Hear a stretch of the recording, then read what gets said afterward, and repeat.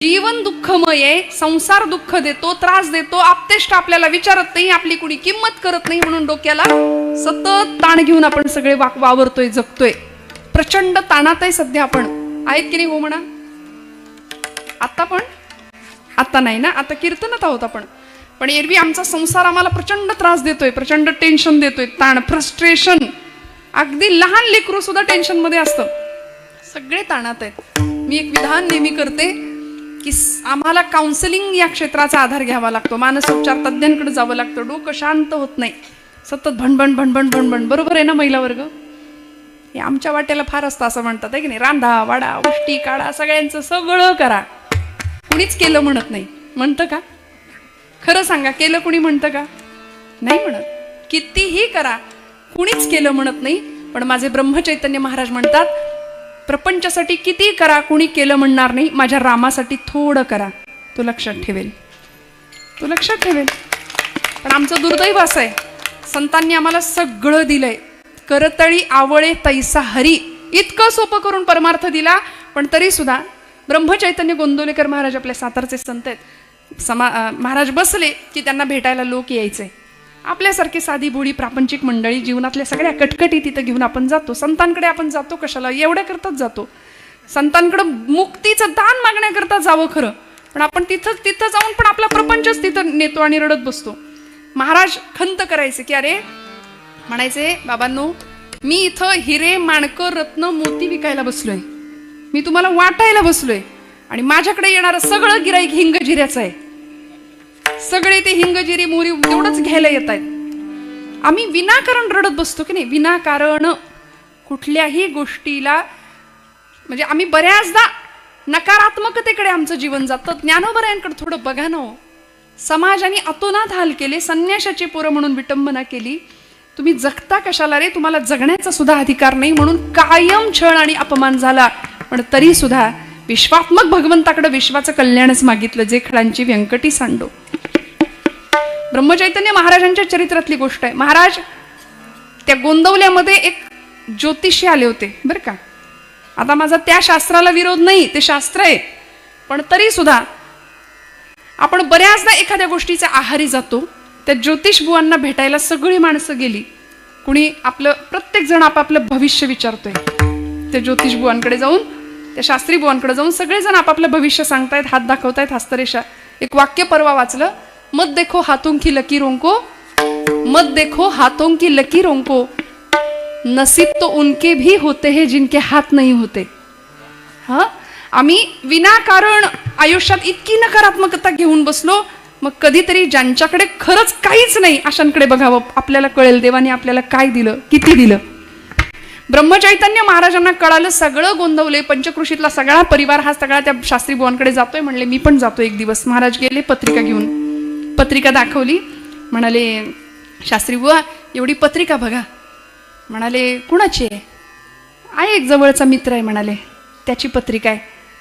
काही चांगलं दिसतंय का हो या पत्रिकेमध्ये? काहीतरी चांगलं होईल का असं वाटतंय का?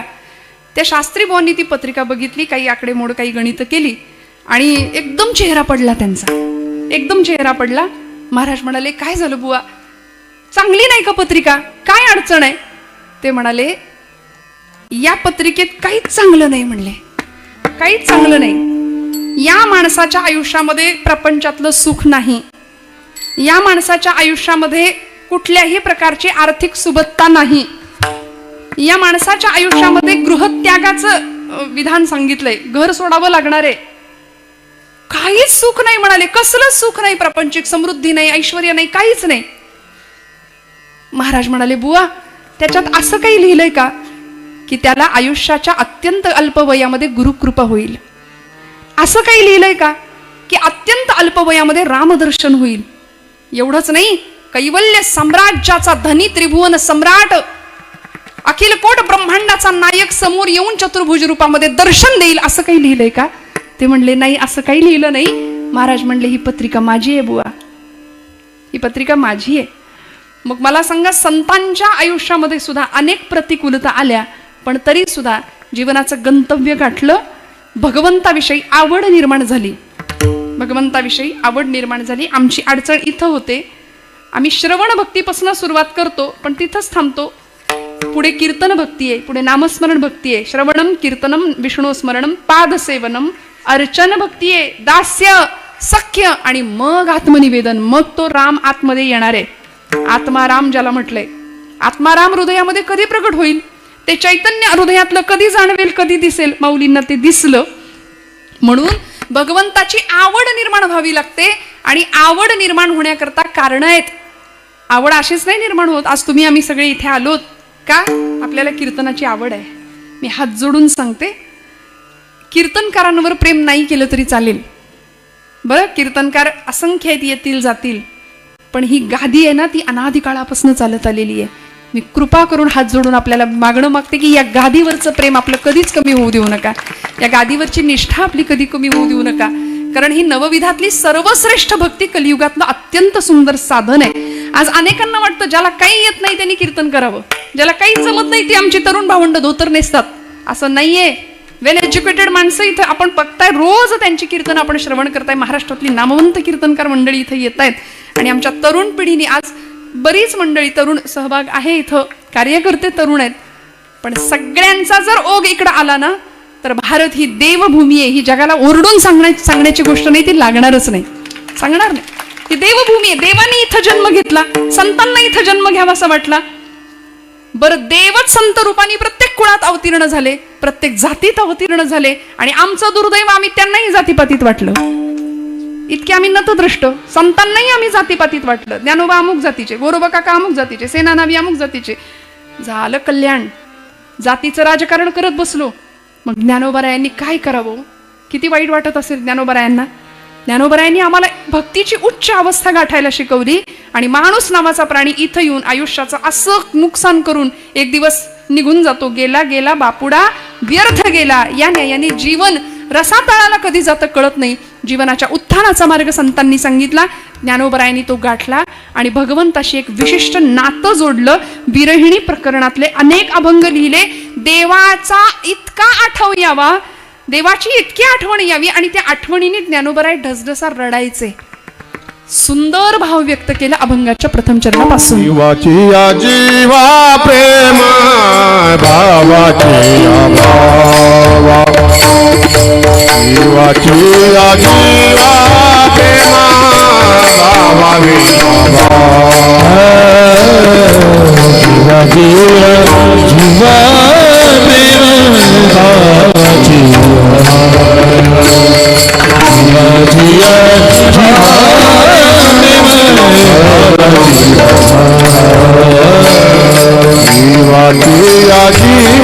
प्रेम भावाची जीवा जीवा प्रेम भावाची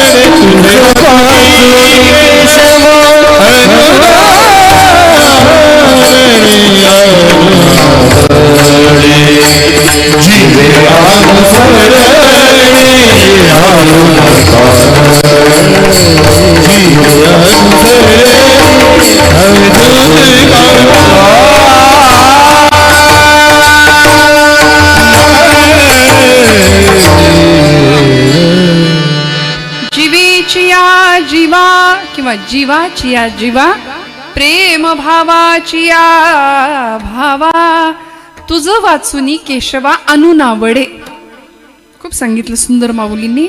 तू माझ्या जीवाचा जीव आहेस, तू माझ्या प्रेमाचा भाव आहेस भगवंता, मी जिथं प्रेम केलं असा तू एकमेव आहेस. हा, एक स्पष्ट करून जाते. प्रेम आणि भाव या दोन शब्दांना आपण व्यवहारात सरळ वापरून टाकतो, सहज. पण खरं सांगू, हे दोनही शब्द किंवा या दोन्ही भावना जीवाच्या बाबतीत शक्यच नाहीयेत. जीवाच्या बाबतीत प्रेम भाव या शब्द उच्चारणाची आवश्यकता नाही. हा सगळा भाव फक्त शिवाच्या बाबतीत म्हणजे परमात्माच्या बाबतीतच लागू पडतो. प्रेम कुणावर करावं? देवावर करावं. आज आमची तरुण मंडळी जी प्रेम करतात त्याच्याकरता देहाचे 35 तुकडे सुद्धा होऊन फ्रीजमध्ये जातात. हे प्रेम नाही, हे प्रेम नाही. हे आपण सगळं अनुभवतोय आजूबाजूला काय चाललंय. लव जिहादच्या नावाखाली आमच्या धर्मांतरणाचे अनेक प्रकार घडतायत. ते प्रेम नाही, ते प्रेम नाही. संतांनी प्रेमाला एक विशिष्ट विलक्षण दर्जा दिला. माऊली म्हणतात, तू माझ्या जीवाचा जीव आहेस भगवंता. जीवीची या जीवा, प्रेम भावाची या भावा, माझ्या जीवाचा जीव आहेस. का हो इतकं प्रेम भगवंतावर वाटावं असा पूर्वानुराग माऊलींचा काय होता? माऊली म्हणतात, आम्ही देवाचे लाडके झालो किंवा आम्हाला देव आवडायला लागला, हे आमचं नाही, आमच्या पूर्वजांची पुण्य आहे. बहुत सुकृताची जोडी म्हणून विठ्ठली आवडी. माझ्या आईवडिलांची पुण्य आहे म्हणून आम्हाला देव आवडतो. तुकोबराय सांगतात, माझ्या वडिलांची मिराशी गा देवा, तुझी चरण सेवा पांडुरंगा. आमची पूर्व पुण्याई आहे, 8 पिढ्यांची विठ्ठल भक्तीची पुण्याई आहे म्हणून इकडं कीर्तनाला यायची इच्छा होते, त्याशिवाय नाही. म्हणजे भगवंताविषयी पूर्वानुराग असा शब्द आहे. देवाची आवड निर्माण होण्याकरता पुण्याई लागते. पहिलं कारण आपली सुद्धा पुण्याई आहे म्हणून आपण इथं आलोय बरं का. काहीतरी पुण्याई आहे, नाहीतर काही एवढीच माणसं आहेत का पडघ्यात? बरीच आहेत ना. मग ती सगळी आली तर आपल्याला किती मोठी व्यवस्था करावी लागेल. आपली पुण्याई आहे म्हणून आपली पावलं इकडं आली. दुसरं कारण आहे परंपरा. मोठी दिव्य परंपरा तुकोबरायांची होती, ज्ञानोबरायांची परंपरा होती, अनेक संतांची परंपरा होती. प्रज्ञाचक्षु संतश्रेष्ठ श्री गुलाबराव महाराज, परंपरेचं वैभव. घरामध्ये उपासना आहे, भक्ती आहे, नामस्मरण आहे अखंड. त्यामुळे परंपरेने देव आवडायला लागतो. देव असा नाही आवडत, परंपरा असावी लागते. पूर्वजांची काहीतरी पुण्याई असावी लागते, परंपरा असावी लागते. 8 पिढ्यांची विठ्ठल भक्तीची विश्वंभर बाबांपासून असलेली तुकोबरायांची परंपरा होती दिव्य. तिसरं कारण आहे श्रवण. नवविधातला पहिला प्रकार, भगवंताचं श्रवण केलं पाहिजे. म्हणजे देव आवडावा याकरता काय कारण? श्रवण. देवाचं चांगलं ऐकलं पाहिजे ना, देवाचं नाम ऐकलं पाहिजे, गुण ऐकले पाहिजेत. षड्गुणैश्वर्य संपन्न असला तो परमात्मा आहे, मग त्याचे गुण आपण ऐकले पाहिजे, तेव्हा देव आवडेल आपल्याला. आपल्याला देव सोडून सगळं आवडतंय सध्या. आपल्याला प्रपंच फार आवडतो. प्रपंच आवडीचा आणि परमार्थ सवडीचा, हे असलं आपलं विधान आहे. वास्तविक झालं पाहिजे उलट. प्रपंच सवडीचा आणि परमार्थ आवडीचा झाला पाहिजे. पण आम्हाला देव नाही आवडत, याचं कारण आम्ही देवाचं श्रवण नाही करत. देवासंबंधाने श्रवण करावं. तिसरं कारण, पहिलं कारण सांगितलं पुण्याई, दुसरं परंपरा, तिसरं श्रवण. आमच्या रुक्मिणी मातेनी काय श्रवण केलं? ज्यावेळी विदर्भ नगरीचा तो राजा होता, भीष्मक नाव त्याचं. भीष्मकाची ही मुलगी भीमकी असं म्हणायचं नाव होतं तिचं. पण आदिशक्ती रुक्मिणी माता पुन्हा एकदा अवतार घेतला आणि कृष्ण परमात्म्याला मिळवण्याकरता या शिवशक्तीचं, या ब्रह्ममायेचं पुन्हा मिलन झालं. भीष्मकाच्या दरबारामध्ये राजा बसलेला आहे, शेजारी रुक्मिणी आईसाहेब बसलेले आहेत. सगळा दरबार भरलेला आहे आणि राजाच्या डोक्यावर किंवा चेहऱ्यावरती चिंतेची रेष दिसली. त्या दरबारामध्ये एक भाट आला होता, स्तुती पाठक कीर्तिनामा नावाचा एक भाट आला आणि त्यांनी राजाला विचारलं, राजेसाहेब कसली चिंता लागली आहे तुम्हाला? तेव्हा भीष्मक राजा म्हणाला, माझ्या चिंतेचं कारण हे माझ्या शेजारी बसले म्हणले. कोण बसलं होतं? रुक्मिणी माता बसली होती. अजून लग्न व्हायचंय, विवाह व्हायचंय म्हणून पित्याला लागलेली काळजी. आता मुलीचं लग्न म्हणजे पित्यासाठी काळजीचं कारण आहे ना. आमच्या नारदीय कीर्तनामध्ये आम्ही आर्या वृत्त गातो. मोरोपंतांची एक आर्या आहे. उपवर कन्या होता पितयाच्या काळजास कातरते, कातर सासर सागर, कातर सासर सागर, जाय कशी पार हेची कातरते.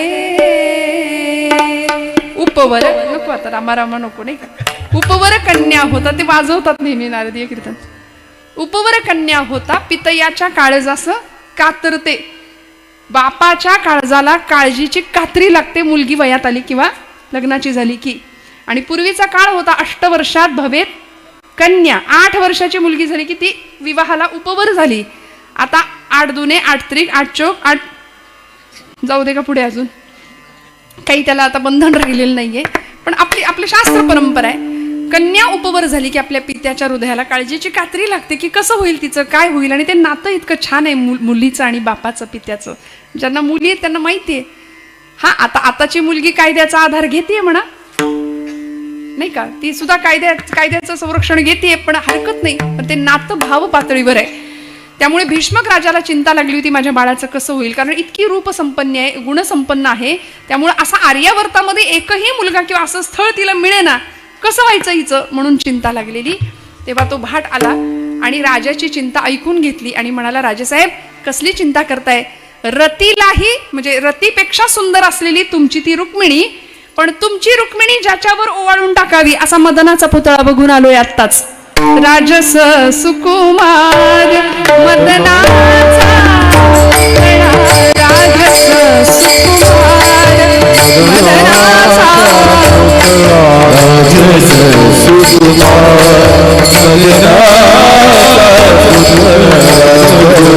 सुकुमार रवि शशिकला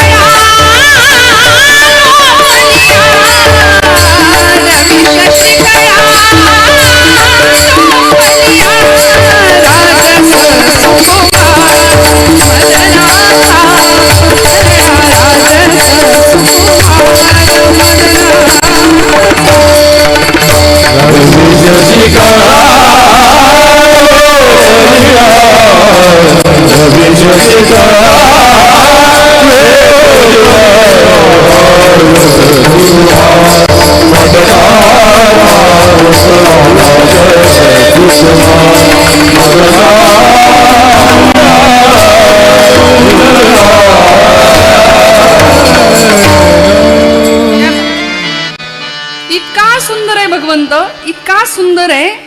चंद्राहुनी शीतल रविहुनी सोज्वळ तेणे मज केवळ वेधियेले. किती गोड आहे भगवंत.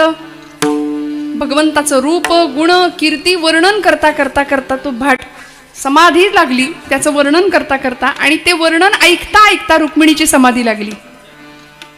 मग तिची ती अवस्था पाहिली आणि विवाह निश्चित झाला. पण तिने एक पत्र लिहिलं होतं देवाला. श्रीमद भागवत महापुराण ग्रंथामध्ये ते पत्र उपस्थित आहे. 7 श्लोकांचं पत्र आहे. त्यातला पहिला श्लोक आहे, श्रुत्वा गुणान भुवन सुंदर शृण्वतांते निर्विश्य कर्ण विवरैर हरतोंग तापम रूपम दृशाम दृशिमताम अखिलार्थलाभम त्वय्यच्युता विशती चित्तम पत्रपम मे.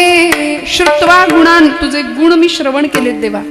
तुम्ही कसे आहात, त्रिभुवनात सुंदर आहात, हे मी पाहिलं नाही, मी फक्त ऐकलंय. ऐकल्यामुळे काय निर्माण झाला, पूर्वानुराग निर्माण झाला.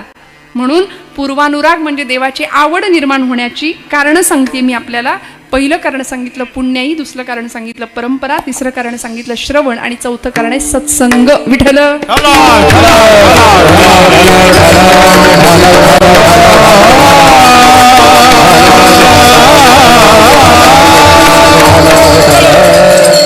देव आवडला पाहिजे.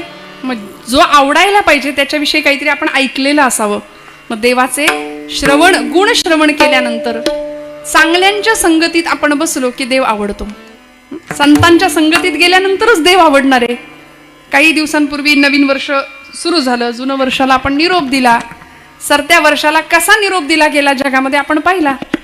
मग अशांच्या संगतीत बसल्यानंतर आपल्याला देव आवडेल, नाही आवडणार. देव कधी आवडेल, सत्संगाने देव आवडतो. अनेक संतांचं अनेक उदाहरण आपल्याला सांगता येते की संघाचा परिणाम झाला आणि देवाचा अनुराग उत्पन्न झाला, देव आवडायला लागला.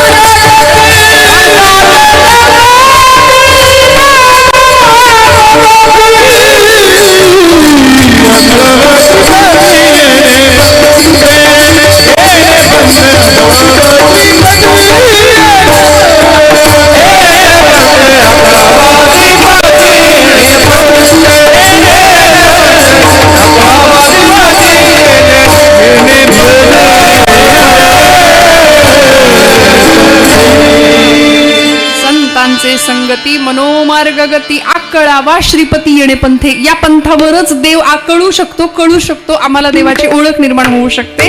याकरता देवाची आवड निर्माण होणं. त्यानंतर काय परिस्थिती आहे बघा. पहिला टप्पा देवाची आवड, दुसरा टप्पा आहे भेट, मिलन. देवाला भेटले संत, कडकडून आलिंगन द्यावं. पंढरीश पांडुरंग परमात्म्याला नामदेव महाराज पांडुरंगाला कडकडून आलिंगन द्यायचे. ज्ञानोबा आहे. मिलनाची अवस्था आहे. देव भेटल्यानंतर होणारा आनंद वेगळा आहे. आणि त्यानंतर भक्तीचा तिसरा टप्पा जो सगळ्यात श्रेष्ठ आहे, जो भाव ज्ञानोबरायांनी या अभंगात व्यक्त केलाय, तो म्हणजे विरह. म्हणजे भेटल्यानंतर जेवढं प्रेम उत्कट अवस्थेला पोहोचत नाही, ते विरहात पोहोचतं. म्हणून व्यवहारातला विरह नाही, प्रपंचातला विरह नाही, देवाचा आणि भक्ताचा विषय आहे. तो विरह संतांनी व्यक्त केला. विरहिणी, विराणी, वीरराणी अनेक शब्दांनी या अभंग प्रकाराला उच्चारलं गेलं. वीरराणी का हो म्हणाले? कारण आपला प्रपंच चालू आहे, प्रपंच आहे. गोपींचा प्रपंच होता गोकुळात, सगळं होतं, सासू सासरे नवरा सगळी कर्तव्य चालू होती, पण देवावर निस्सीम प्रेम होतं. प्रपंच आहे, पण तरी सुद्धा माझ्या प्रपंचातली कर्तव्य कर्म पूर्ण करत असताना देवा माझं तुझ्यावर प्रेम आहे. हा अत्यंत सुंदर असा भाव. म्हणजे सगळं बाजूला आणि तू फक्त माझा. आपण काय म्हणतो, मुलगा माझा, घर माझं, शेती माझी, परिवार माझा, बंगला माझा, गाडी माझी. तसा देवा तू पण माझा. पण असं नाही. मीराबाईंना विचारा. मीराबाई म्हणतात, मेरे तो गिरीधर गोपाल दुसरा न कोई. हे म्हणायला धाडस लागतं, हे म्हणायला शौर्य लागतं की त्याच्याशिवाय माझं दुसरं कोणी नाही. म्हणून नामदेव महाराज रडायचे. आसुवे दाटानी उभारो आसुवे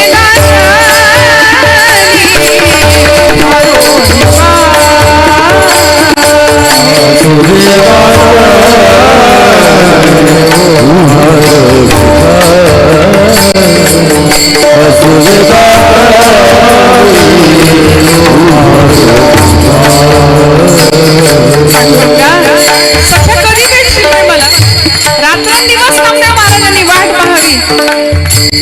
पांडुरंग येत नाही, पांडुरंग जेवत नाही म्हणून डोळ्यातला घळघळ अश्रुधारा बहाव्या. आपण रडलो का देवासाठी? कधी नाही. आपण आपल्या पोरासाठी रडलो, आपण आपल्या सुनेसाठी रडलो, प्रपंचासाठी रडलो, पण देवासाठी रडणं याला विरह म्हणतात. आसुवे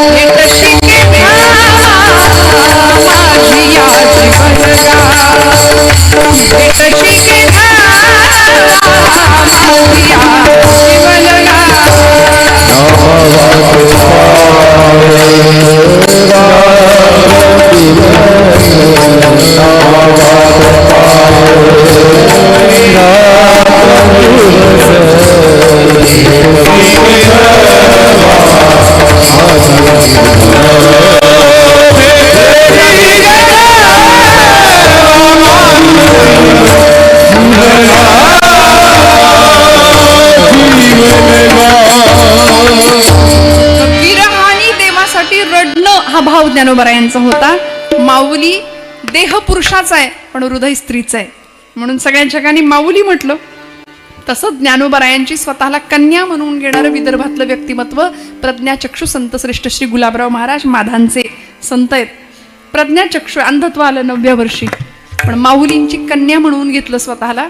आणि ज्ञानेश कन्या आणि कृष्ण पत्नी म्हणून घ्यायचे. इतका सुंदर भाव होता ना. रामकृष्ण परमहंस असंच व्यक्तित्व, देह पुरुषाचा पण अंतःकरण स्त्रीचं, आणि त्याच भावाने भगवंताशी भक्ती केली. आता तुम्ही म्हणाल ताई असं कसं शक्य आहे? भक्तीचा एक विलक्षण आणि उच्च प्रकार सांगितला यांनी. आपण भक्तीचे 9 प्रकार ऐकले, त्यामध्ये अजून काही प्रकार त्यांनी आतमध्ये त्याच्यामध्ये रूढ केले. त्यामध्ये अहंता समर्पण आणि ममता समर्पण, मी आणि माझं संपवून गेलं पाहिजे. लालन भक्ती आहे, वात्सल्य भक्ती आहे. यशोदेची भक्ती कशी होती हो? वात्सल्य भक्ती होती. म्हणून तर ज्या दिवशी गोकुळ सोडून भगवंत निघाले ना, त्यानंतर भगवंत मथुरेत राहिले, मग द्वारका स्थापन झाली, द्वारकेत राहिले. यशोदा मातेला कळलं नव्हतं का हो? ज्यावेळी माती खाल्ली म्हणून तोंड उघड सांगितलं, त्यावेळी मुखामध्ये ब्रह्मांडाचं दर्शन झालं. त्याच वेळी यशोदा मातेला कळलं होतं की हे ब्रह्म आहे, याला मी माझा पुत्र समजतीये, पण हे परब्रह्म आहे. पण परत मायेचा पडदा आला. ज्या दिवशी कालियाला संपवलं त्या दिवशी कळलं होतं की हे परतत्व आहे, हे परब्रह्म आहे, हा माझा पुत्र नाहीये. पण परत मायेचा पडदा आला म्हणून कान्हा म्हणून कुशीत घ्यायची. पण ज्या दिवशी कळलं की उद्धवांनी सांगितलं तुम्ही ज्याला तुमचा पुत्र समजताय तो पुत्र नाही, ते परतत्व आहे, परब्रह्म आहे, निर्गुण निराकार, ते सगुण साकार होऊन तुमच्या माझ्यासाठी आलंय, ज्ञान करून घ्या. यशोदा मातेनी देवावर इतकं प्रेम करावं, द्वारकेत गेल्यानंतर भगवंत ढसाढस रडायचे आईच्या आठवणीने. लालन वात्सल्य भक्ती आहे, भक्तीचा उच्च प्रकार आहे. देवाला पुत्र स्वरूपामध्ये समजणं. किती प्रेम करावं यशोदा मातेनी. यशोदा माता सांगायची, निरोप पाठवायची उद्धवाबरोबर की माझ्या कृष्णाला सांगा, द्वारकेमध्ये सगळ्या राजश ऐश्वर्यामध्ये तू आहेस, नोकर दास दासी सगळे तुझ्या सेवेला हजर आहेत, 16,108 नायिकांचा तू पती आहेस, तुला काय कमी आहे, सगळी सुख आहेत. पण कधीतरी कधीतरी कृष्ण परमात्म्या मला तुझी आई नाही होता आलं, पण तुझी दाई म्हणून तिथं कामाला काही गरज लागली तर मला बोलावशील का रे? तिथं काही झाडलोट करायला, काही केरवारे करायला, काही काम करायला एखादी बाई कमी असेल तर मला बोलावशील का? तुझी आई नाही होता आलं, पण तुझी दाई म्हणून तिथं सेवा करीन.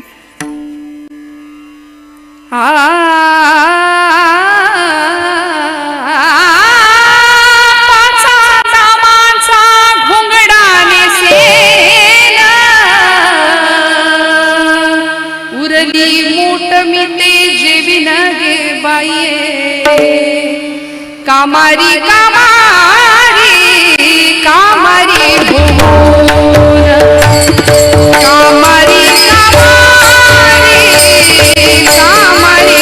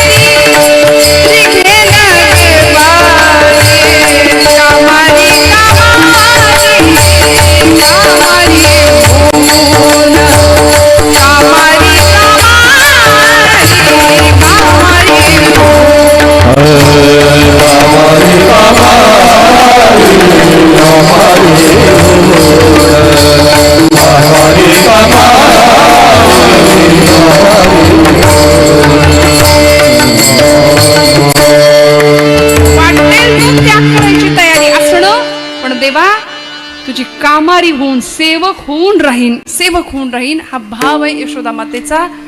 वात्सल्य भाव, लालन भाव, अहंता समर्पण, ममता समर्पण, आणि याच्या नंतर जी भक्ती जन्माला येते तिला पराभक्ती असं म्हणतात. आणि तीच मधुरा भक्ती, माधुर्य भक्ती. आणि ही भक्ती गोपींनी केली गोकुळामध्ये. जीवाचा जीव होता तो, म्हणून तर तो सुद्धा चोरी करण्याच्या निमित्ताने त्यांच्याकडे यायचा. एक पाय नाचेव रे गोविंदा म्हटले की एका पायावर अखिल कोट ब्रह्मांडाचा नायक नाचून दाखवायचा. तुला गोडभर ताक देईन, लोण्याचा गोळा देईन म्हटलं की तो नाचून दाखवायचा. इतकं प्रेम करावं. जीवीची या जीवा, प्रेम भावाची या भावा, तुझं वाचुनी केशवा अनुनावडे, अशी अवस्था गोपींची होती. का हो? त्याचं कारण ज्ञानोबराय सांगतात अभंगाच्या दुसऱ्या चरणात. जीवे अनुसरणीये अजुनी गण, जीवे अनुसरणीये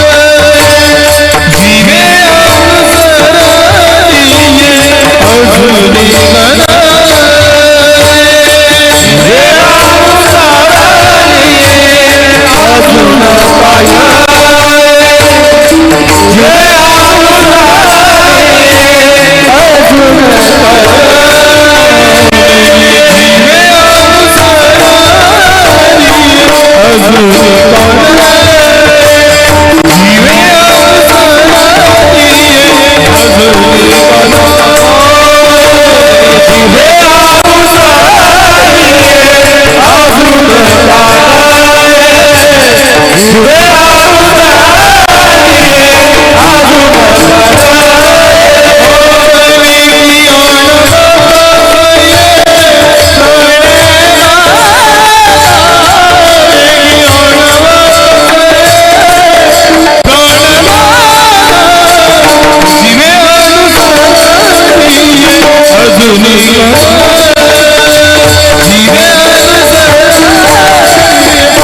अजुनी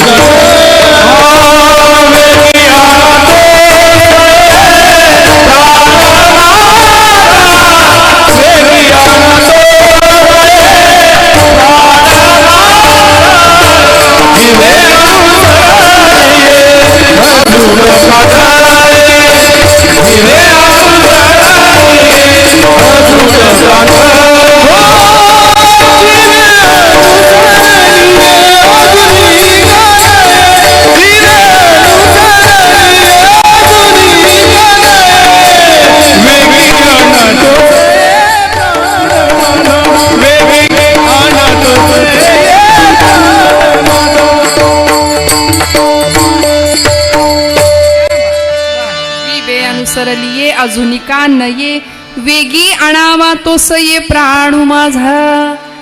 अवस्था विलक्षण आहे. देवर्षी नारदांनी भक्तिसूत्र लिहिला. भक्तिसूत्र नावाचा ग्रंथ लिहिला. 84 भक्तीची सूत्र त्याच्यामध्ये लिहिली आणि देवावर प्रेम कसं असावं त्याचं उदाहरण सांगताना श्रेष्ठ उदाहरण सांगितलं. यथाव्रज गोपिकानाम. गोकुळातल्या गोपींचं जसं देवावर प्रेम होतं तसं आमचं प्रेम असलं पाहिजे आणि आपण सगळे आता राधा भावातच असलो पाहिजे. म्हणून म्हणाल मधुरा भक्ती कशी आहे. आपण सगळे आता प्रकृती स्वरूपच आहोत बरं का. एकटं परब्रह्म आहे. पुरुष एकटाच आहे तो देव आणि आपण सगळे प्रकृती आहोत. त्यामुळे इथं पुरुष देहामध्ये जरी असली मंडळी तरी सुद्धा अंतःकरणामध्ये स्त्री भाव म्हणून अर्धनारी नटेश्वराची पूजा आहे आपल्याकडे. त्यामुळे तो वल्लभा मी कांतू हा ज्ञानोबरायांचा भाव आहे की मी तुझी पत्नी आहे. या भावामध्ये राधा रामकृष्ण परमहंसांनी सुद्धा राधा भावात जाऊन भक्ती केली आणि हिलाच मधुरा भक्ती असं म्हटलं. अत्युच्च भावाची अवस्था. गोपींचा भाव, मीरेचा भाव परमात्म्याप्रती सुंदर होता. ऐसे लागे लगन मीरा हो गई मगन अशी अवस्था. त्यामुळं विष जरी प्यायला दिलं ना राणाने विष दिया मानो अमृत पिया. ही अवस्था भगवंताच्या भेटी करता होणारी भेट. तुकोबराय म्हणतात भेटी लागी जीवा लागलीसे असं. इतकी सुंदर विरहाची सुंदर ओढ निर्माण व्हावी. देव भेटावा आणि भेटल्यानंतर परत निघून जावा आणि मग निर्माण होणारी विरह अवस्था ती अजून उच्च अवस्था ती विरहिणी ज्ञानोबराय सांगतात. जीवे अनुसरलिये अजूनी का नये वेगी आणावा तोस ये प्राणू माझा. माझा तो जीवाचा जीव माझा प्राणाचा प्राण मला कुणीतरी आणून द्या. ज्ञानोबा माऊली एका विरहिणीच्या रूपामध्ये जातात. त्या भावावस्थेवर आरूढ होतात आणि सांगतात. गोपींचं असंच व्हायचं बघा. ज्यावेळी भगवंत 11 वर्ष 4.5 महिने गोकुळात राहिले आणि देव गोकुळ सोडून निघून गेले. कोण आलं होतं न्यायला. तुम्ही जागे आहेत का सगळे. अक्रूर न्यायला आले होते. अक्रूर न्यायला आले. रथ सज्ज यशोदा मातेच्या नंदबाबांच्या अंगणासमोर भगवंत तयार आहेत. आदल्या रात्री काय अवस्था असेल देवाची हो. सगळ्यांना भेटत होते देव. गोठ्यामध्ये गेले आपल्या गायींना भेटले. 11 वर्ष 4.5 महिन्यांचा तो सगळा सहवास वृंदावनच्या मातीचा सहवास. देवाला किती रडू आला असावं. देव सुद्धा रडतो ना. तुका म्हणे त्याचा देव सर्व भार चालवी कामार होऊन या. कामारी होण्याची अवस्था असेल तर देवही गडी व्हायला तयार होतो भक्ताचा. आणि अशा असंख्य उदाहरण आहेत आपल्याकडे. प्रचंड रडले भगवान गोपाल कृष्ण. दुसऱ्या दिवशी छान तयार झाले. यशोदा मातेला कळत नव्हतं का घेऊन चालले. सांगितलं कंसानी बोलवले म्हणून 2 जण निघाले. बलराम दादा कृष्ण परमात्मा रथात बसले. सगळ्या गवळणी आल्या आणि विचारलं का ग यशोदे. गवळण म्हणती यशोदेला कोठे गे सावळा. सांग ना ग कृष्ण परमात्मा कुठे. का रथ शृंगारीला सांगे गे मजला. अक्रूर उभासे अंगणी बाई गे साजणी या नंदाच्या अंगणी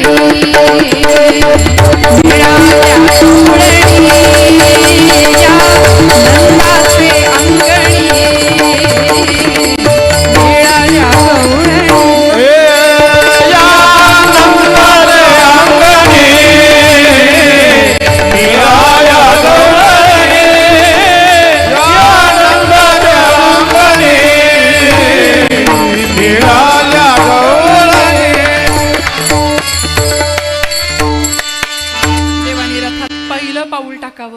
रथी चढले वनमाळी. अशा गडबडा लोळायला लागल्या गोपी. गडबडा लोळतायत. अक्रूरा कृष्णाला घेऊन जाणार नाही. जाऊ नाही देणार. नको नेऊ भगवान अक्रूरा नको नेऊ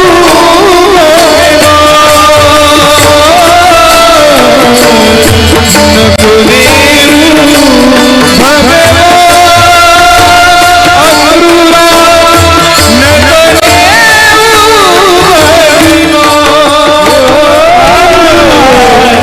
नको नको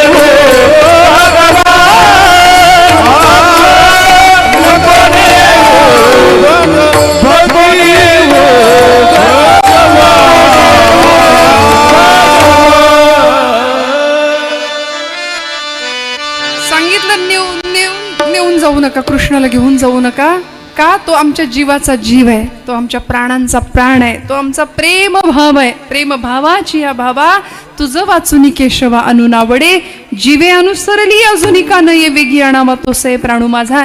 या अवस्थेला, या विरहाच्या अत्युच्च अवस्थेला पोहोचलेल्या गवळणी. पण ज्यावेळी भगवंत निघून गेले, काय अवस्था झाली गोकुळवासियांची. नयनीच्या उदकाने भिजली धरणी आनंदाचे अंगणी. सगळी माती भिजून जावी गोकुळची. पण इतकं प्रेम भगवंतावर करावं, निघून गेल्यानंतर सुद्धा त्याच्या स्मृती गोकुळामध्ये जिवंत आहेत. आमचा देव फक्त कामापुरता असतो. म्हणून मी सुरुवात मगाशी म्हटलं सकाम भक्ती. आम्ही भक्तीच्या प्रांतात फार लबाड आहे. आम्ही मिशनपेक्षा कमिशनला जास्त महत्व देतो, नाही.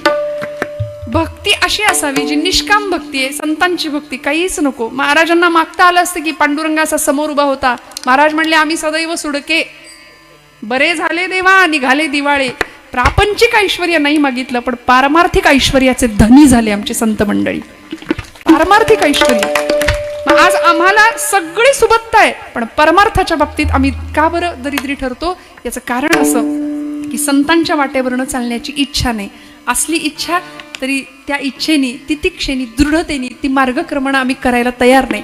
ज्ञानोबराय अशा अवस्थेला पोहोचले आणि एका विरहिणीच्या भावामध्ये जाऊन जणू गवळणीचा भाव सांगतायत. गोपींनी असं म्हणतात, भागवतामध्ये वर्णन आहे, तिथं कात्यायनीचं व्रत केलं होतं भगवंताला पती स्वरूपामध्ये समजण्याकरता, पती स्वरूपात मिळावा म्हणून. आणि त्या व्रतावर प्रसन्न होऊन भगवंत त्यांना भेटले सुद्धा. शरद पौर्णिमेच्या रात्री कदंब वृक्षाच्या खाली भगवंत बासरी घेऊन बासरी वाजवायचे. वृंदावनामध्ये बासरीचा मंजूळ स्वर आणि वंशी असंच तिचं नाव, ती आकर्षून घ्यायची. सगळ्या गोपी यायच्या. आता इथं गोपी काही देहानी येत नव्हत्या. याबद्दल फार गैरसमज आहेत बघा आमच्यामध्ये. आम्ही ते नवरात्रीला काही गरबा खेळतो, ती म्हणे रासक्रीडाच आहे, देवानी खेळलेली. असलं काही नाहीये. ती रासक्रीडा म्हणजे काही कामक्रीडा नव्हती हो. जीवात्म्याचं शिवात्म्याशी मिलन होतं. भगवंतांना भेटायला काही गवळणी घर सोडून आल्या नव्हत्या. तो जीवात्मा होता, भगवंताच्या भेटी करता व्याकुळ झालेला. आम्ही सगळे जीव आहोत, त्या शिवाची ओढ आम्हाला लागावी हे कीर्तनाचं उद्दिष्ट आहे. ब्रह्मीभूत काय आपण प्रमाण ऐकलं. इथं आल्यानंतर देव हृदयात आला पाहिजे, ही इथली गरज आहे, इथली आवश्यकता आहे. नाही तर मग 1.5-2 तास फक्त श्रवण करायचं आणि इथंच ठेवून निघून जायचं, हा परिणाम नाहीये कीर्तनाचा. त्यामुळे जेणेकरून मूर्ती ठसावी अंतरी श्री हरीची, हे प्रमाण नाथ महाराजांनी का दिलं कीर्तनाचं? त्याचं उद्दिष्ट म्हणजे कीर्तनकार आणि श्रोता सगळ्यांच्या माध्यमातून हेच घडावं की देव हृदयात यावा, हे उद्दिष्ट आहे. भक्ती हे बेसमेंट आहे, भक्ती हे बेसमेंट आहे. त्यामुळे या सगळ्या गवळणींनी हे व्रत करावं, देवाला पती स्वरूपात प्राप्त करावं. आणि देव कदंब वृक्षाच्या त्या झाडाखाली, कदंब वृक्षाखाली बासरी वाजवतोय. त्या बासरीकडे पाहिलं आणि गोपींनी तिला सुद्धा प्रश्न विचारला, बाई गो, आम्ही त्याला मिळवण्याकरता एवढे तडफडतो, पण तुझं भाग्य किती, तू थेट भगवंताच्या इतक्या जवळ, आधाराजवळ जाऊन पोहोचलीस. तुझं भाग्य तरी केवढं मोठं. ती बासरी सांगते, देवाचा जवळ जाण्याकरता सहज नाहीये ती वाट. देव इतक्या सहज आकळत नाही. देव जर मिळायचं असेल ना तर त्याकरता काय करावं लागतं? ती बासरी म्हणते, मी आतून बाहेरून स्वतःला सोलून घेतलं, आतून पोकळ झाले, बाहेरून सोलून घेतलं, प्रचंड वेदना सहन केल्या, तरी सुद्धा देव जवळ करेना. म्हणून स्वतःच्या सर्वांगाला 6 छिद्र पाडून घेतली. काम, क्रोध, मोह, लोभ, मद, मत्सर या 6 छिद्रांमधून जेव्हा संपूर्ण अंतःकरण रिकाम झालं, निर्विकल्प झालं, तेव्हा भगवंतांनी जवळ केलं. विठ्ठल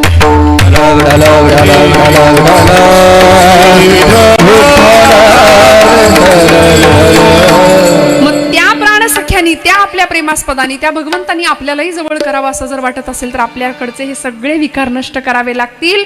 आणि त्या बासरीने किती सुंदर परिवर्तन घडवावं. गोपी धावत यायच्या, कसली जीवाला भूल पडे, कसली जीवाला भूल पडे, जीवाला भूल पडे,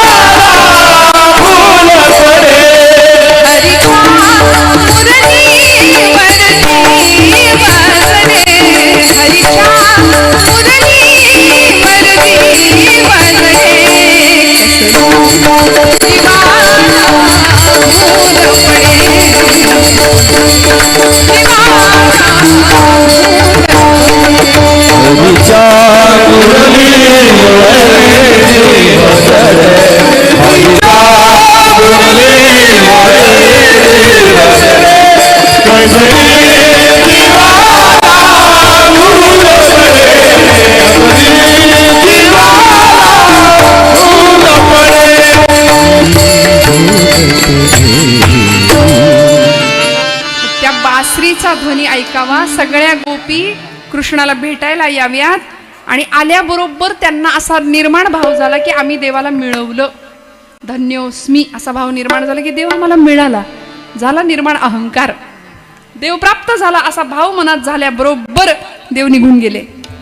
आणि मग भक्तीची शेवटची अवस्था विरह, पूर्वानुराग, मिलनाची अवस्था आणि विरहाची अवस्था. देव निघून गेले. देव निघून गेल्यानंतर आता परत तो भेटावा याकरता पुन्हा एकदा तळमळ, पुन्हा एकदा रडणं, पुन्हा एकदा आर्तता. आणि मग दर्शनशास्त्रामध्ये भगवंताच्या अस्तित्वाच्या काही खुणा सांगितल्यात. एखादी गवळण, एखादी विरहिणी, ज्ञानोबराय कसे आठवणीने वाट बघतात बघा भगवंताची. आपल्या कामामध्ये मग्न असताना एखाद्या विरहिणीला अचानक एखादा सुगंध यावा, ईश्वरी साक्षात्कार व्हावा असा अनुभव निर्माण होतो. आणि अचानक एखादा सुगंध येतो आणि ती विरहिणी बाहेर पाहते तर देव अंगणात उभा आहे. अवचिता परिमळू झुळकला अणुमाणू, अवचिता परिमळू झुळकला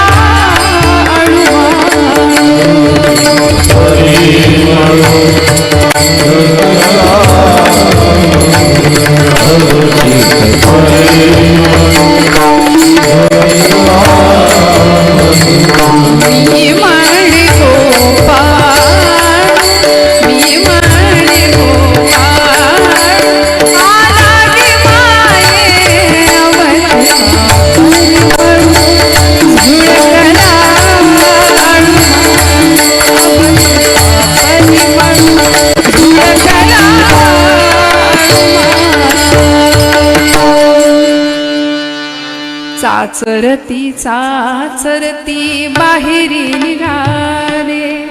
पाहिलं देवाला, परमात्म्याला, आणि देव मिळाला.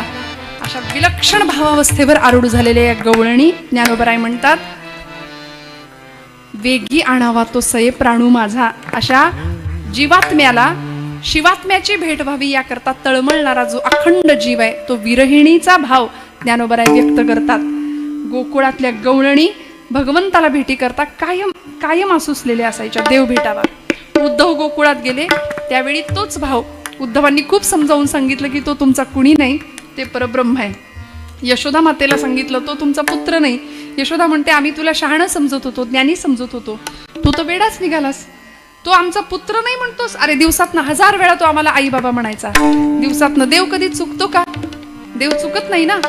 मग हा दिवसातनं कितीतरी वेळा माझ्या हातनं मार खायचा, चोरी करायचा, वस्त्र पळवायचा, खोटं बोलायचा. मग हा कसला देव? हा माझा पुत्र आहे, माझा कान्हा आहे. अत्यंत सुंदर अशी ही भक्ती. म्हणून या भक्तीची फलश्रुती काय झाली हो, तिकडं द्वारकेत देव आहेत आणि देवाला करबे ना. देवाला रडू यायला लागलं, आठवण यायला लागली देवाला. आणि गोपींच्या विरहाने देव द्वारकेत रडतायत म्हणून रुक्मिणीने एक दिवस विचारलं होतं, देवा काय झालंय तुम्हाला सांगा ना, एवढं सगळं ऐश्वर्य द्वारकेत आहे आणि तुम्ही रडता, काय झालंय? भगवंत म्हणाले मला गोपींची आठवण येते. गोपींची आठवण येते. देवा अहो एवढं सगळं ऐश्वर्य इथं, एवढं सगळं वैभव इथं पायाशी लोळण घेतंय आणि तुम्ही सारखं काय गोपी गोपी करता हो? तसं बोललेलं आवडलं नाही देवाला, राग आला आणि ताप आला फणफणून, प्रचंड शरीर तापलं. भरपूर औषधं दिली, काही लेप उगाळून दिले, काही काढे पाजले, सगळे वैद्य झाले, पण उपाय काही कळेना, औषध काही मिळेना, गुण काही येईना. बरीच औषधं झाली, देवाचा ताप उतरेना. मग आमच्या या गादीचे मालक तिथं आले, देवर्षी नारद. जुने कीर्तनकार म्हणायचे स्वर्गात स्वर्गात आले नारद, नारायण नारायण. आता देवर्षी नारदांचं नाव उच्चारलं की सगळ्यांना असं वाटतं, आपण व्यवहारामध्ये समाजामध्ये एखादा माणूस असेल कळ लावणारा, आपण काय म्हणतो, आला बघा कळीचा. अहो म्हणू नका तसं म्हणू नये. का? कारण देवर्षी नारद हे भक्तीचे आचार्य आहेत. म्हणजे त्यांना देवांकडेच नाही दैत्यांकडे सुद्धा मान होता. दैत्य सुद्धा त्यांचं ऐकायचे. म्हणजे सगळीकडे सन्मान होता आणि सगळ्यांच्या उद्धाराचंच काम संतांनी त्या केलंय. या गादीचे ते मालक आहेत म्हणून म्हटलं, त्यांची टिंगल कधी करू नका. नरस्य धर्मो नारहा तद्ददाति इति नारदा म्हटले. माणसाला त्याच्या धर्माची जाणीव करून देणारे देवर्षी नारद होते. नारद म्हणाले, देवा आल्यापासून बघतोय सगळी द्वारका नगरी रडतीये, तुम्ही रडताय, काय झालंय द्वारकेत? रुक्मिणी म्हटली, नारदा यांच्या आरोग्याचा प्रश्न गंभीर झालाय, यांना ताप आलाय, बघा बरं जरा. नारद म्हणले, शक्यच नाही, शास्त्रात भेद आहेत प्रकृती आणि पुरुष. बिघडते ती प्रकृती आणि स्थिर राहतो तो पुरुष. आणि देव पुरुष आहे, पूर्णावतार आहे. देवाची प्रकृती बिघडते शक्य नाही. म्हणले आपल्याला ड्युटी आहे इथं. आता काहीतरी जातीवंत वकील होते नारद. देवाजवळ गेले आणि देवाला पाहिलं, त्यांच्या मंचकावर असे झोपलेत आणि खुणेनी सांगितलं, मी उत्तम आहे, काही झालं नाही मला. भगवंत म्हणले, तरी सुद्धा नाटक चालू ठेवलं पाहिजे. देवर्षी म्हणाले, नारद भगवंता काय झालंय, तुम्हाला ताप आलाय असं ऐकलंय. बरं मग काय औषध आहे? देव म्हणले, औषध मिळणार नाही, अवघड आहे औषध. किती औषधं केली सांगा ना देवा, मी आत्ता जातो आणि घेऊन येतो. मी नारद सगळीकडे फिरतो कीर्तनासाठी, आमचं कामच आहे. आत्ता घेऊन येतो औषध. सांगा म्हणाले, काय औषध आहे? भगवंत म्हणाले, औषध मिळणं कठीण आहे. ज्या व्यक्तीचं माझ्यावर खरं प्रेम आहे, ज्या व्यक्तीचं माझ्यावर खरी भक्ती आहे, खरा भाव आहे, त्या व्यक्तीच्या पायाची धूळ माझ्या अंगाला लावायची, माझा ताप निघून जाणार आहे. देवर्षी म्हणले, एवढंच ना, आत्ता जातो आणि घेऊन येतो. म्हणले, पायधूळच आणायची आहे ना. सगळं त्रैलोक्य पालतं घातलं, कुणीही पायधूळ द्यायला तयार नाही. जो तो म्हणतो परब्रह्म, ते देव परब्रह्म आहे, त्याच्या अंगाला आमच्या पायाची धूळ लावली तर आम्ही नरकात जाऊ. अशाने आम्ही का आमच्या पायाची धूळ देऊ? कुणीच द्यायला तयार नाही. रुक्मिणी देईना, कुणीच देईना. शेवटी नारद मान खाली घालून पुन्हा देवांसमोर. देव म्हणले, आम्ही आता जायचं का आता याच्यात? नाही म्हणले, देवा दुसरं एखादं औषध सांगा. भगवंत म्हणाले, हे एकच औषध आहे. तुम्ही कुठं कुठं गेला? सगळी यादी सांगितली. म्हणाले, त्या यादीत गोकुळाचं नाव होतं का हो? हा, गोकुळात नाही गेलो. म्हणाले, देवा आत्ता जा आणि माझ्या गोपींना सांगा मला बरं नाही. नारद गोकुळात गेले. आता काय अवघड, 5 मिनिटात देवर्षी नारद संपवायचे कीर्तन आपल्याला. लगेच गोकुळात गेले. गोकुळात गेल्याबरोबर रास क्रीडेचा स्मृती महोत्सव गवळणी साजऱ्या करतायत आणि त्या गोपींच्याकडे पाहिलं, त्यांचा भाव नारदांनी पाहिला. तिथूनच नमस्कार केला त्यांच्या कृष्ण भक्तीला. आपण आलोय हे कळावं म्हणून नारायण नारायण आपल्या ब्रह्मवीणेचा खडकार केला. गोपी आल्या आणि म्हणाल्या, नारदा कुठून आलात तुम्ही आता? आमचा कृष्ण द्वारकेत राहिलाय, आमची काही आठवण बिठवण काढतो का? कधी आमच्याविषयी काही विचारतो का? आता मला सांगा, या प्रश्नाचं उत्तर जर नीट दिलं तर यांना नारद कोण म्हणणार? ते म्हणले, गोपींनो तुम्ही फार भोळ्या ग, भोळ्यासारखा आपला आमचा कृष्ण जीव वाळून टाकता त्याच्यावर, पण तो बघा रमलाय तिथं द्वारकेत, त्याला तुमची आठवण पण नाही. मीच एक दोनदा विषय काढला होता तुमचा, पण म्हणतो कसा, जाऊ दे गोपी, जुन्या झाल्या त्या गोष्टी, नारदा कशाला जुन्या गोष्टी काढता? आता गोपी राग येईल तर त्या गोपी कसल्या? गोपी म्हणल्या, नारदा ठीक आहे, माणसाच्या मागं कामाचा व्याप वाढला की माणूस काही जुन्या गोष्टी विसरतो, असू दे, पण आहे तिथं तो चांगला आहे ना, त्याचं आरोग्य चांगलं आहे ना, त्याची तब्येत चांगली आहे ना. नारद म्हणले, ताप आलाय त्याला. ताप? मग औषध केलं ना, सगळं त्रैलोक्य पालतं घातलं, पण औषध मिळालं नाही, म्हणून त्याच्याच सांगण्यावरून इथं आलोय. गोपी म्हणल्या, नारदा आत्ताच तुम्ही म्हणालात आम्हाला विसरलाय आणि त्याच्या सांगण्यावरून तुम्ही गोकुळात आलात, बरं काय औषध आहे? प्रेम जयाचे मजवरी, ज्याचं भक्ती प्रेम भगवंतावर आहे उच्च पराकोटीचं, त्याच्या पायाची धूळ देवाला लावायची, देवाचा ताप बरा होणार आहे. कुणीच पायधूळ दिली नाही, कुणीच नाही. गोपी म्हणाल्या, नारदा नाही कोणी दिली, तुम्ही कीर्तनकार ना? म्हणले, हा, मग तुमच्या पायाला नव्हती का धूळ? तुम्ही सगळीकडे फिरता, द्वारकेत स्फटिक माणक आहेत म्हणले, द्वारकेत माती नाही. मग म्हणे तुम्ही सगळीकडे भ्रमण करता, तुमच्या पायाला नव्हती का धूळ? नारद म्हणाले, खरं सांगू का, देव परब्रह्म आहे, कृष्ण परमात्मा पूर्ण अवतार आहे, त्याच्या अंगाला माझ्या पायाची धूळ लावली तर मी नरकात नाही का जाणार? देवर्षींच्या डोळ्यातलं पाणी पाहिलं आणि गोपींनी करावं काय एवढं ऐका की संपलं आपलं कीर्तन. गोपींनी त्या गोकुळाच्या त्या वृंदावनच्या धुळीमध्ये आपले पाय नाचवले, पाट्या पाट्या भरून नारदांच्या समोर ठेवल्या आणि प्रत्येक गोपी सांगत होती, नारदा जिथं खरं भक्ती अंतःकरण आहे, जिथं खरं भक्ती प्रेम आहे ना, तिथं स्वर्ग आणि नरक या भावनेचा स्पर्शही होता कामा नये. म्हणून पाट्या भरून धुळीनी नारदांच्या समोर ठेवलेली प्रत्येक गोपी सांगते, या पाटीमध्ये, या टोपलीमध्ये जितके धुळीचे कण आहेत, तितके दिवस, तितकी वर्ष, तितकी युग, तितकी जन्म आम्ही नरकात कुजून संपलो तरी चालेल, पण आमचा कृष्ण बरा झाला पाहिजे, आमचा कृष्ण बरा झाला पाहिजे. प्रत्येक गोपींनी ती पायधूळ भगवंताला द्यावी आणि आज आम्ही ती वृंदावनातली माती, ती गोपीचंदन, ते प्रेम आजही आम्ही विठोबा परमात्म्यांनी सुद्धा पुढच्या अवतारामध्ये ज्यावेळी विटेवर उभा राहिला तेव्हा ते चंदन माथ्यावर मिरवलं, कारण त्याला भक्तीचा स्पर्श आहे. म्हणून मला असं वाटतं, प्रेम कसं असावं? ज्ञानोबराय सांगतात की माझा भगवंत असा आहे, जीवे अनुसरलिये अजूनिका नये, वेगी आणावा तो सये प्राणू, माझा हा विरह कुठे संपला? भगवंतांना ती धूळ ज्यावेळी नारदांनी आणून दिली त्यावेळी नारदांनी ती धूळ दिली, भगवंतांनी घेतली आणि आपल्या अंगाला फसाफस पासली, म्हणाले माझा ताप गेला. कशाचं फळ? त्याला स्पर्श होता नामाचा, त्याला स्पर्श होता भक्ती प्रेमाचा, भावाचा. त्यामुळे आपल्याही अंतःकरणामध्ये भगवंत यावा असं वाटत असेल तर हाताने टाळी, मुखानी नाम विठोबा रखुमाई, विठोबा रखुमाई, विठोबा रखुमाई, विठोबा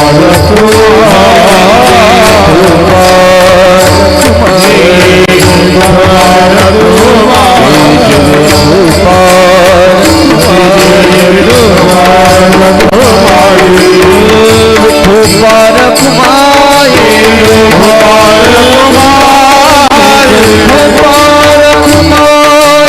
विठोबा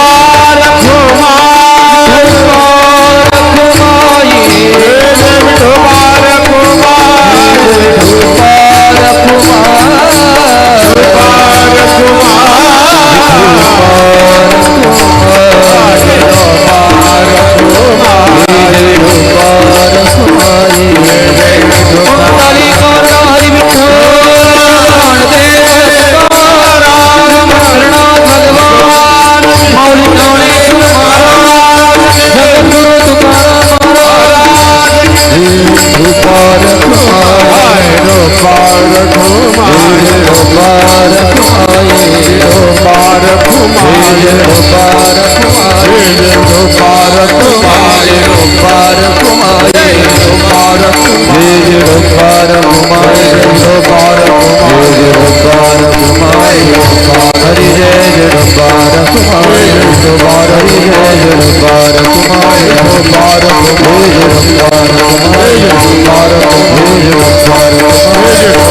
आदिशक्ति मुक्ताबाई की जय जय भारत माई हरि जय जय भारत माई हरि जय जय भारत माई जय जय भारत माई जय जय भारत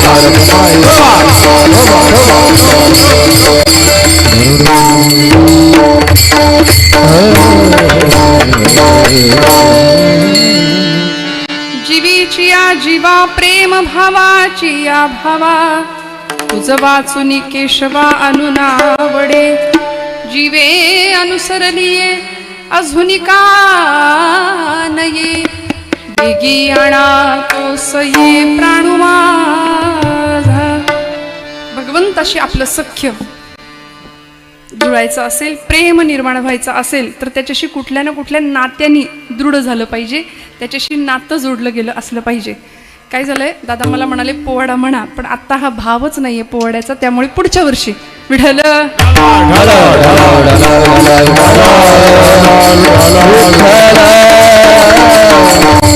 म्हणजे मी त्यांची क्षमा मागते. खरं गेल्या वर्षी म्हटलं असेल, पण आपला हा भाव पूर्ण आता वेगळा आहे, त्यामुळे इथे आता पोवाडा नको असं मनापासून वाटतंय. एकदा खणखणीत टाळी वाजवायची, मुखानी भजन करायचं, गोड भजन सांगते, सगळ्यांनी म्हणा विठ्ठल विठ्ठल विठ्ठल विठ्ठल. बोला टाळी टाळी, हातवर सगळ्यांचा आवाज द्या.